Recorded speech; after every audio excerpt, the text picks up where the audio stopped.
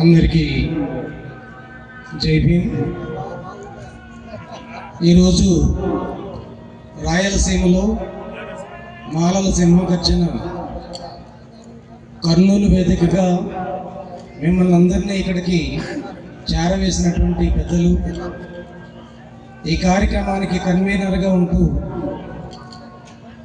చాలా సక్సెస్ఫుల్గా ఈ కార్యక్రమాన్ని నిర్వహిస్తున్నటువంటి సోదరుడు గోపిలేష్ గారు, అలాగే సభను నిర్వహిస్తూ కర్నూలులోనే కాకుండా రాయలసీమ వ్యాప్తంగా గ్రామ గ్రామాన తిరుగుతూ జన సమీకరణలో ప్రతి నియోజకవర్గం నుంచి 10 మందిని పేరుతో పిలవగలిగినటువంటి సామాజిక మరి ఒక రకమైనటువంటి మమేకమైపోయి తిరిగి మనల్ని ఇక్కడ తీసుకొచ్చినటువంటి సోదరులు మల్లెల వెంకట్రావు గారు ఈరోజు మనందరి మధ్యలోనూ ముఖ్య అతిథిగా వచ్చి మాలల యొక్క నేషనల్ ఫేస్, జాతీయ ముఖ చిత్రంగా మనకందరికీ అండగా నిలబడటానికి వచ్చినటువంటి పెద్దలు వివేక్ వెంకటస్వామి గారు, అలాగే మరి ఇక్కడికి మాధవ స్వామి గారు, నాగరాజు గారు, మిగిలిన పెద్దలందరికీ కూడా మనస్ఫూర్తిగా జైభీములు తెలియజేస్తున్నాను.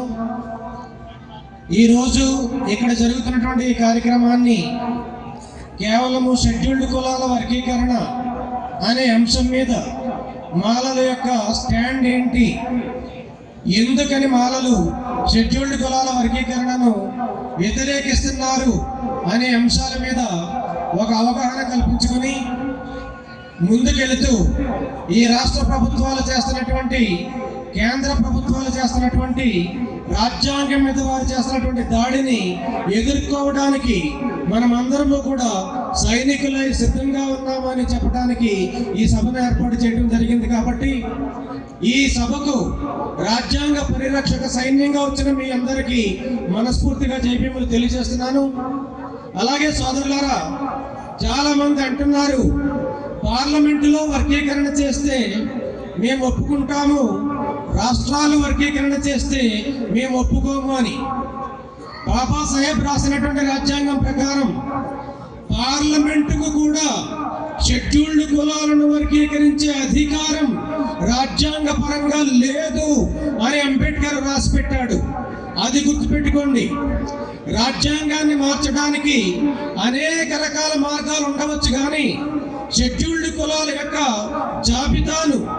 జాబితాలో ఒక కులాన్ని పెట్టడానికి లేదా ఒక కులాన్ని తీయడానికే రాజ్యాంగం ప్రకారం అధికారం ఉంది. కానీ ఎవరికైనా రాజ్యాంగంలో ఉన్నటువంటి షెడ్యూల్డ్ కులాల జాబితాని వర్గాలుగాను గ్రూపులుగాను విడగొట్టడానికి రాష్ట్రాలకి అధికారం లేదు, పార్లమెంటుకు కూడా అధికారం లేదు అన్న విషయాన్ని గుర్తుపెట్టుకొని మనం ఉద్యమాన్ని ముందుకు కొనసాగించాలి.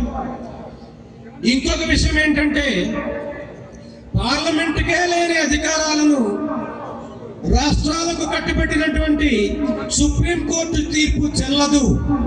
ఎందుకంటే ఇంతకు ముందే, ఈ సుప్రీంకోర్టు తీర్పుకు ముందే 8 మంది న్యాయమూర్తులు, సుప్రీంకోర్టు న్యాయమూర్తులు షెడ్యూల్డ్ కులాలంతా ఒక వర్గం, ఈ వర్గాన్ని ఒకే గ్రూప్గా చూడాలి కానీ వీళ్ళని వర్గీకరించడానికి అవకాశం లేదని ఈ నిన్నగాక మొన్న వచ్చినటువంటి తీర్పు కంటే ముందు 8 మంది జడ్జీలు చెప్పడం జరిగింది.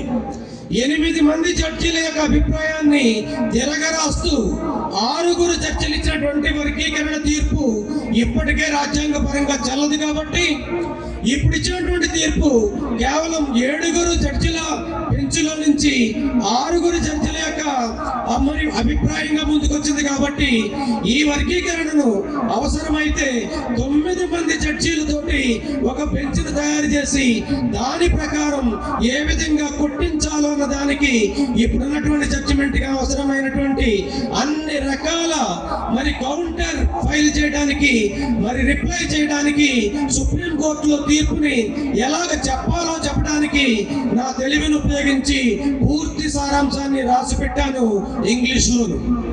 ఆ సారాంశాన్ని అడ్డుపెట్టుకుని ఇక్కడ వర్గీకరణ వచ్చిన మన్నాడే సుప్రీంకోర్టులో తీర్పు వేస్తే 1 నెల రోజుల లోపల ఆ తీర్పు మరి షెడ్యూల్డ్ కులాల వర్గీకరణను కొట్టేస్తూ మరో తీర్పు వచ్చే విధంగా రాయటం జరిగింది.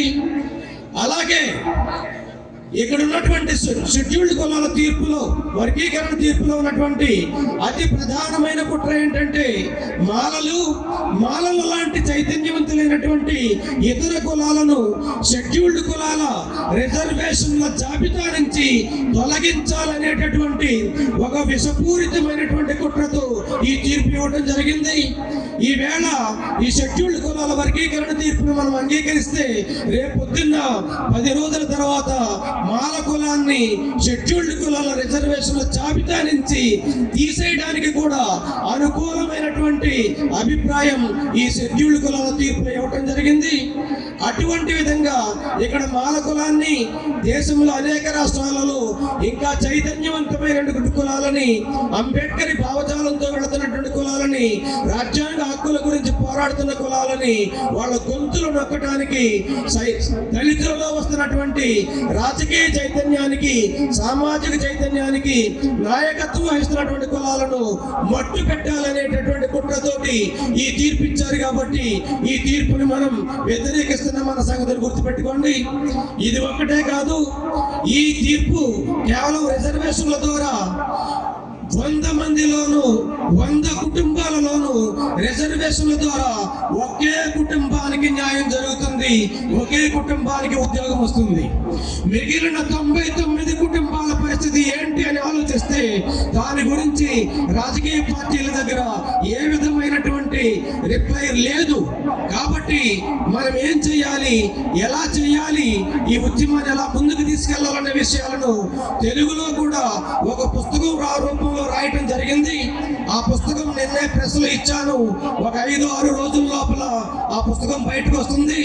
ఆ పుస్తకాన్ని ప్రతి గ్రామంలోనూ ప్రతి ఉద్యోగి, ప్రతి విద్యావంతుడు, ప్రతి లాయరు చదువుకుని విజ్ఞానవంతమైనటువంటి సమాజంగా, విజ్ఞానవంతమైన ఉద్యమంగా ఈ ఉద్యమాన్ని తీర్పుదిద్దుకుంటారని గ్రామాల మండల పరిధిలోను, నియోజకవర్గం, అసెంబ్లీ నియోజకవర్గం పరిధిలోను మీటింగులు పెట్టండి.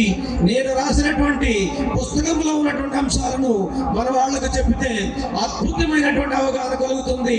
ఆ అవగాహన కల్పించే మార్గంలో నేను కూడా వీలైనన్ని గ్రామాలు తిరగడానికి సిద్ధంగా ఉన్నానని, అలాగే వేపులేష్ గారికి ఈ సందర్భంగా నేను చెప్తుంది ఏంటంటే, ఇక్కడ ఆపచేయకుండా ఈ మీటింగులో ఈ చైతన్యం చేసే మీటింగులను మనము నియోజకవర్గంలో పరిధిలో పెట్టుకుందాం. గ్రామ స్థాయి నుంచి వ్యవస్థను నిర్మాణం చేసుకుందాం. వ్యవస్థ లేని ఉద్యమాలు ఫలితాలనివ్వవు, సామాజిక చైతన్యం లేని ఉద్యమాలు ఫలితాలనివ్వవు, రాజకీయ చైతన్యం లేని సామాజిక చైతన్యము ఉద్యమాలు ఎందుకు పనికిరావు. కాబట్టి మనం సామాజిక చైతన్యంతో పాటు రాజకీయ చైతన్యంతో కూడా ముందుకెళ్లాలని మీకు అందరికీ పిలుపునిస్తూ ఈ అవకాశం ఇచ్చినటువంటి పెద్దలకు మనస్ఫూర్తిగా జై భీములు తెలియజేస్తూ ముగిస్తున్నాను. జై భీమ్, జై భారత్.